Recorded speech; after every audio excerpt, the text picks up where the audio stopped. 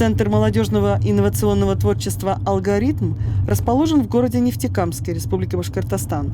Там, в разных зонах, ребята учат моделировать и конструировать роботов. Есть и другие возможности. Глава региона Ради Хабиров в «Алгоритме».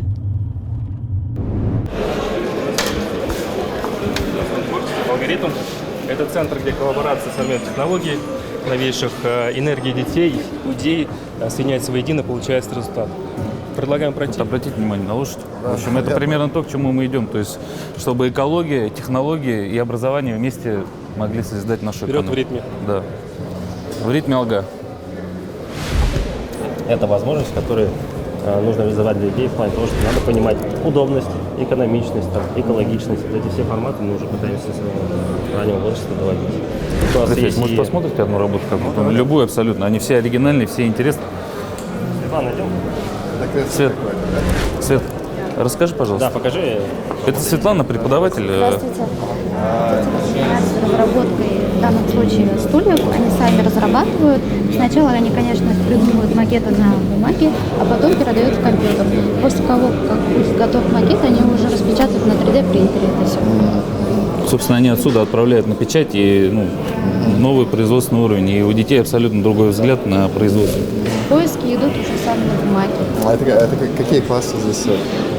Здесь в данный момент с 5 до 6 класса. Ну и взрослые тоже, 9-10 класс. Ну, тут и взрослым интересно будет. Это для каждого абсолютно актуально. То есть изменить мышление в некотором смысле, по-новому посмотреть на определенные вещи. Можно дальше пройти, там тоже интересная работа. Вот, например, в графике. По трехмерной графике работает и достаточно. Здесь я создаю трехмерные объекты. Сами работы у меня уже есть. Вот здесь машина. Ты же говорил, что это твоя машина. Да, моя. Я делал по чертежу, по референсу. Также делал и мультфильмы. Также эти модели можно распечатать на 3D принтере и добавить, например, в VR-очках. А это на 3D принтере сделано, да? Да, верно. Тут как получается, после школы всю неделю работает, да? Да, Или дополнительное образование приходит Это после доп. школы, Образования, свободное да? время, да, занимается. А доп. Образование, оно платное, да, это здесь? Да. Но смотрите, Да. у нас как концепция устроена. Когда дети показывают интересные реальные вещи, мы видим, что их работа идет. Это абсолютно бесплатно делаем. А, понятно. А вот эта вот наша история сертификатов работает здесь у вас? Вот то, что мы вводим, персонализированный сертификат.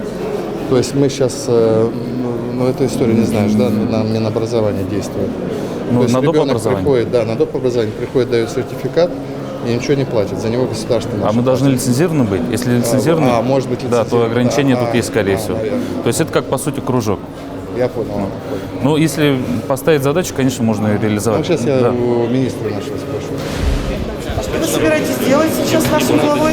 Сейчас отсканируем его, вокруг я обойду его, и уже будет готова 3D-модель. Вот так вот, Ради Фаритович. Молодежь-то нынче какая? Да. Так, сейчас я вам все объясню. Желательно не шевелиться, смотреть прямо.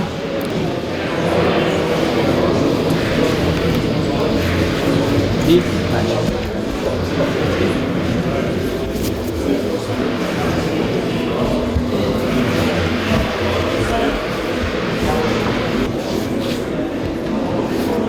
А это не вредит здоровью, то, что вы делаете? Нет, это обычная камера. Вот получилась сама модель. А нельзя молодить? Все можно. Да, еще не все такие технологии хорошие, но сама модель очень А ну-ка, покажите нам модельку. Поверните.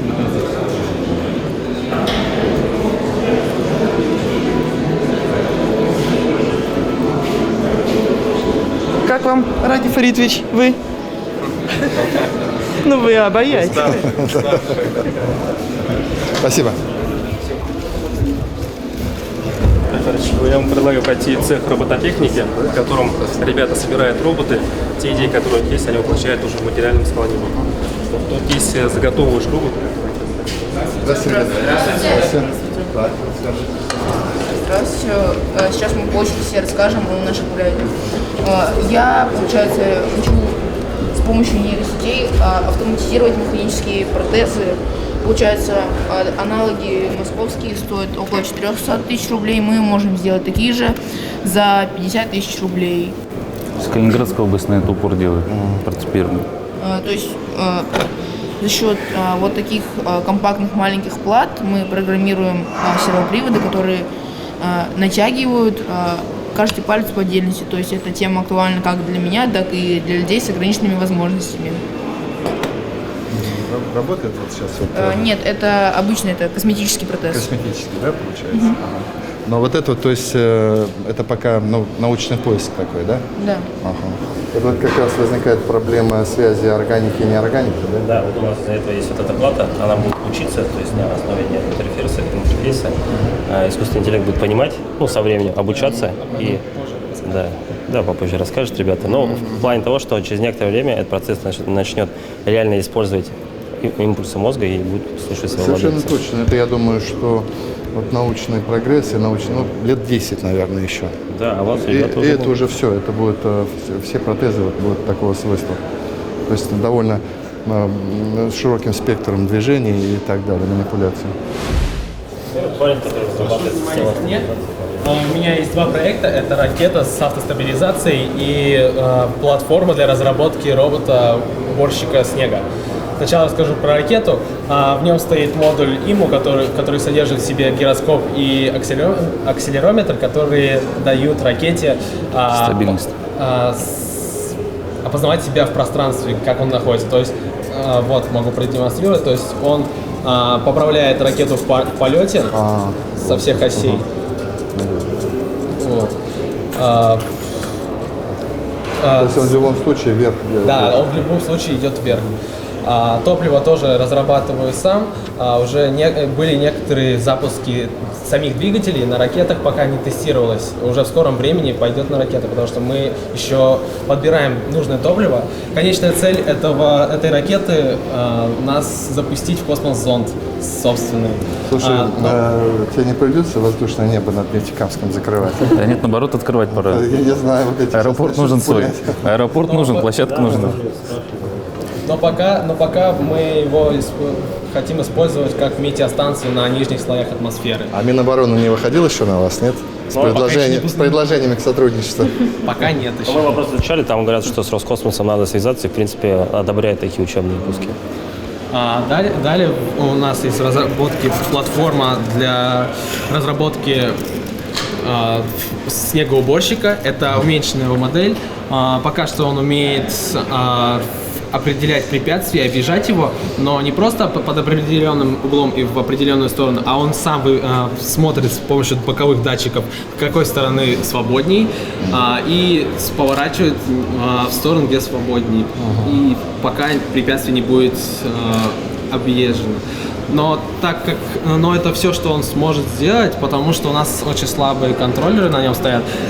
В связи с этим мы переводим его сейчас на новые мощные контроллеры. Это NVIDIA Nano. Также у нас есть NVIDIA Jetson Xavier и TX2. Вот, например, возможности вот этого NVIDIA Jetson. Он может определять людей. Также различные предметы, вот, например, он видит, вот кейборд, это клавиатура, лаптоп, и это пока что база, можно заложить еще разные фотографии к нему, и он будет обучаться по этим фотографиям определять предметы. В нашем случае это, например, край бордюра, чтобы он очищал бордюры от снега, потом в увеличенном масштабе уже. И чтобы он видел людей, машин, чтобы не врезаться ничего. Да. Может, даже животных, там, кошек, собак тоже видел. Вот. Интересно. Спасибо, ребят. Чиповые технологии, то есть можно вот балесины, которые раньше люди изготавливали, там резали, все сейчас можно забить, любой рисунок, все, что, да, не вопрос. Вот это сделано здесь буквально за несколько минут. То есть можно больше размер, видите, это позволяет, то есть каких размеров оборудования. И опять же, в той же области робототехники. Ребята, если будут масштабировать, тоже снегоуборочный, здесь мы можем и листы алюминия подготовить, и профиля, как бы на 3D-принтере дополнительные шестеренки сделать высокоточные. Все это А это вот учебные станки или это уже профи? Это более профи, да. Вот это еще можно как бы под учебный делать в те моменты. А в целом здесь Вообще весь цикл Смита, он законченный. То есть от реализации своей мысли, ее реализации в 3D, области электроники и технологий, и плюс готовые макеты, которые мы можем здесь создать. Это наш лазерный станок. Лазерный станок очень большой, мощный, тоже производительность высокая, можно все что угодно изготавливать. Вырезает, да? Да? Ну вот это то, что вчера они там отлаживали, там всякие, значит, для конфет, там, для меда, все что угодно можно делать. Фоторамки. Это платный лазер, и он же вырезает готовый. Да. То есть он не просто учится, я уже говорил, Коробочка. рисовать. Да, он еще и учится делать это на технологическом оборудовании. Здесь у нас стаканный фрезерный станок. У нас есть специалисты тоже, которые проводят обучение по ним. Это проще и понятно. Это проще, понятно. А там Термоформовочный. термоформовочный. Ну, можно изготавливать корпуса, например, для светильников. То есть соответствующую форму заливаешь, закрываешь как пресс-форму, и получается уже изделие. Остается его наполнить. Так и работает. Да? Вот то, что китайские производства. Объезжает, да, он тебя? Да. Это, Развернулся. это пылесос. Нет, не заметил, Рейферович. Он, да, это как снегоуборочник. Нет, Может использовать а я как для часть. квартиры думаю, пылесос работает. Это Уфе надо отдать. Уфе отдать, снег пусть убирает. Ладно, хорошо.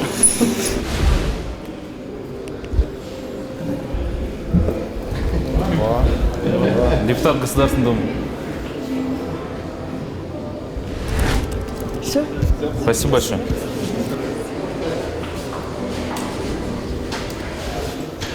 Уверен, что это не последняя наша здесь встреча. Вы будете у нас частым гостем. Да. Мы будем показывать вам Да, наши с новые удовольствием. разработки. Вы же еще только, вот я так понимаю, начали, и все это будет... Да. Молодцы. Я вот на вот эту молодежь смотрю и каждый раз говорю, вот я выступал на форуме, у нас российский промышленный форум был. Слова пришли, что вот несмотря на все эти невзгоды и все-таки сложный период для страны был, сейчас санкции, российская инженерная мысль живет. Да, именно. Она не просто живет, она еще идет и так далее. Вот благодаря вот такому поколению. И спасибо вам, то, что даете там реализовывать такие вещи. Молодцы. А теперь глава Башкортостана Ради Хабиров идет на форум «Хакатон». Там собрались представители крупнейших республиканских компаний, научного сообщества, масс-медиа, руководители республиканских министерств и ведомств, представители ведущих вузов Республики Башкортостан. И сегодня проходит первый нефтекамский хакатон. То есть Центр молодежного инновационного творчества и хакатон, привлекший IT-специалистов с Ижевска, с Уфы, с Москвы. И, Дамир, вам слово докладывает. Давайте. Собрав с одной стороны участников, с другой стороны наших нефтекамских заказчиков, это НИФАС, нефтекамские электросети, программы по градосервису, потом дальше РН-ремонт. Они сейчас в течение 2 суток, не 2 дней, будут решать эти задачи и дадут готовый образец для заказчиков. Вот в данном случае, какой у вас проект, ребят, друзья мои? Да, здравствуйте. Мы делаем автоматическую систему, которая будет мониторить работу дворников. То есть дворники будут присылать фотографии с работы. Да, было и стало. И это автоматически. Программа будет автоматически брать информацию из самих фотографий, где будет указана геолокация, где была сделана эта фотография, время и прочее. Да, все нужные. Например, с какого телефона еще. Слушайте, сделайте мне нормальное приложение для ремонта ям. Я уже... Правительство не делает никак, Госкомтранс не делает, Минцифры не делает. Вот, наверное, они и сделают. Они смогут. А мы это кто? Скажите, кто вы? Меня зовут Пержуль Данил. Ну, мы это что за... Нефтекамск или Мы Нефтекамск, мы здесь все здешние. А где вы учитесь? Мы учимся в 6-й школе, а конкретно в ее филиале инженерной школе. Да. Я учусь в лицее номер 1. Лицей номер 1. С Нефтекамского рода. У него здесь, представляете, оказался офис IT-компаний. 5-6 человек, которые занимались разработками для Сбербанка, для РЖД, ну, для топовых компаний. Ну, мы работаем с международными компаниями и топ-30 российских. У нас офис разработки здесь, мы разрослись за год. У них очень интересное предложение, телемедицинские, вот у нас же проводят сейчас режимы, да, для консультации врачей. Расскажи про это. Мы делаем 3 контракта, один выполненный, это Тульская область, в процессе внедрения инженерии. Давайте вот сейчас министра его заведем. Поднимайте за мной сразу. Да, хорошо, вместе сейчас пойдем. Я с министром рассказал. Это получается панорама города Нефтекамска. Можно показать, как он выглядит? Да, оцифрован полностью. Это можете в сторону направлять. Вот видите, метки стоят, соответственно, если ты нажимаешь, то получается информация полностью. И можно пройти по торговому центру, можно пройти по кинотеатру, по музею, то есть погрузиться полностью. Виртуальная вот, экскурсия. Да. Как Нефтекамск, Радий Фаридович, гуляли? Красивый, красиво. Я вчера вечером около окошка сидел, смотрел, любовался. Еще у нас есть сайт, он более У полноценный. нас есть программа, вот, допустим, НИФАС заявку сделал. Им нужно именно ту программу, чтобы, когда работники обращаются в медпункт, чтобы по лицу сразу распознавала работника и вытаскивала его карточку. И сразу врач напрямую уже видел. Понятно, если, к примеру, поступил человек, допустим, с заболеванием или какой-то ЧС случилось, чтобы сразу же можно было оказать помощь и выходила его карточка автоматически. НИФАС вышла с задачей своей, и ребята сейчас должны в течение 2 суток сделать первый прототип. Самое главное. То есть задачи довольно-таки очень сложные, но они все идут от потребностей наших нефтекамских предприятий. Ребята, вы студенты колледжа учатся или где вы? Здесь мы работаем. Уже работаем? Да. А уже отучились это, да, или как? Да. Просто заканчивали.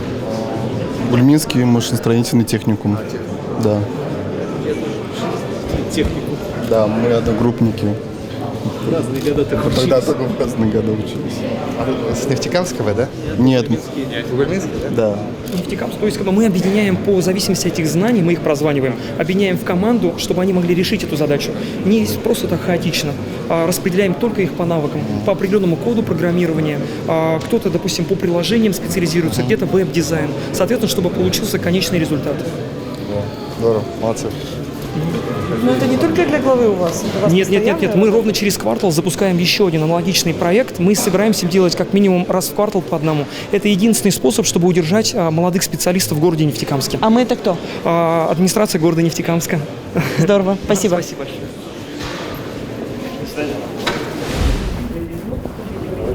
Радий, как вам наработки детей? Ну, знаете, я очень радуюсь, что у нас в городах начали появляться вот такие центры, молодежные центры, коворкинги, появляться детские технопарки. Ну, здорово.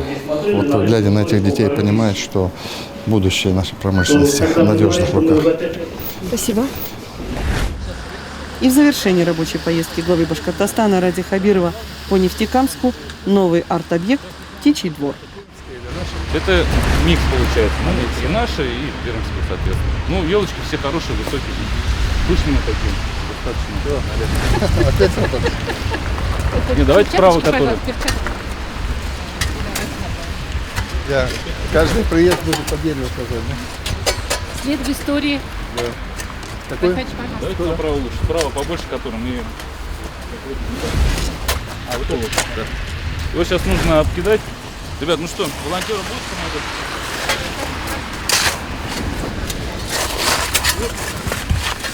Он с мешковиной, со своей корневой системой.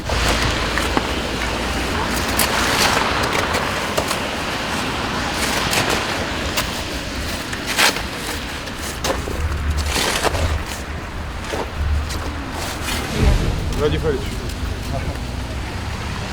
Так, а куда мы? Сюда, может? Прямо наверх.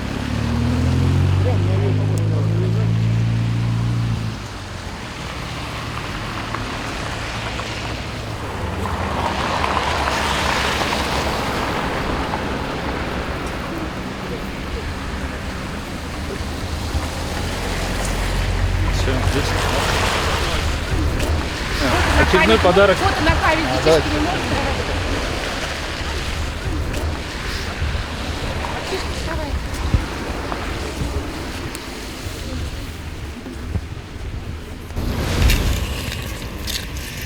Радий Фаридович, как вам Нефтекамск зимний? Мы были здесь летом. Ну, замечательно. Понятно, что зима не самое красивое время для нас года. И как раз вот это время, когда и снег грязный, и лед, и это все прочее. И тает. Но в целом Нефтекамск очень неплохо развивается. И мы сегодня в Нефтекамск привезли глав муниципалитетов, чтобы посмотрели город и провели здесь учебу с муниципалитетами. Вот. А Нефтекамск в целом очень хорошо, на мой взгляд, развивается. Самое главное такое ощущение, что у нефтекамцев какая-то, знаете, появилась вера в нас, в нашу управленческую команду, вера в главу Нефтекамска, вот, что очень важно. потому что без веры сложно работать. Вот. Но мы вот сегодня тоже с главой обсудили дальнейшие планы по развитию. Мы очень радуемся, что вот сосед Нефтекамска Никола Березов, Краснокамский район, стал победителем конкурса всероссийского малых городов, и сюда придут довольно серьезные федеральные деньги. Радуют нефтекамские предприниматели. Нефтекамск для нас всегда такой, знаете, такой промышленный центр, где очень много таких рукастых, головастых людей с инженерной хорошей подготовкой. И мы видим, что постоянно появляются новые предприятия. Большие предприятия нефтекамские нас тоже радуют. Там где-то плюс-минус, но в целом предприятие неплохо развивается. Поэтому хорошее настроение. Вы провели статистику, в 3 раза меньше стало инцидентов по сравнению с этим периодом прошлого года. Ну вот видите, вот вам показатель. То есть это же я и говорю, что у людей появилась вера в управленческую новую команду города. Это вот важно. Но есть и болевые точки обсудили. Медицина. Почему-то вот здесь в Нефтекамске требует медицина. Устаревшая материальная база. Вот это вот ключевая история. Школы мы строим, и школ тут тоже не хватает. Город молодой, развивается. Я допускаю, вот мы сейчас перепись проведем, я допускаю, что здесь миграция положительная, весьма серьезно. Спасибо. Да, спасибо.